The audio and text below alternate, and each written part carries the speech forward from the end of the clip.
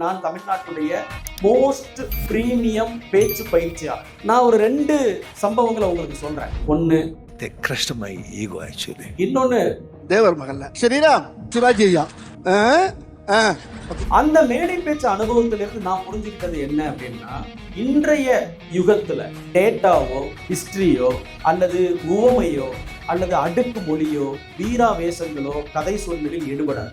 எது எடுபடும் என்றால் கதை தான் எடுபடும். அந்த கதையில நாம எவ்வளவு அத்தாரிட்டியோட இருக்கிறோம், அந்த கதையில எவ்வளவு ஆதென்டிகேட்டடான ஒரு கதை, அதுக்குள்ளார எவ்வளவு எமோஷன் இருக்கு, அதுக்குள்ளார எவ்வளவு ஹியூமர் இருக்கு, இதுதான் இன்றைக்கு கதை சொல்றதை பத்தி தீர்மானிக்கக்கூடிய அம்சங்கள் இருக்கு. ரீசெண்டா ரஜினி சார் ஸ்ரீ ரவிசங்கர் ஆசிரமத்துக்கு போனதை பத்தி ஒரு மேடையில பேசினாரு. அவரை எப்படி முதல்ல ஏர்போர்ட்ல பார்த்தாரு, எப்படி ஆசிரமத்துக்கு வர சொன்னாரு, அப்போ ரஜினி சாருடைய ஈகோ என்னவா இருந்தது, பார்க்கலன்னா அது ஒரு தடவை பாருங்க.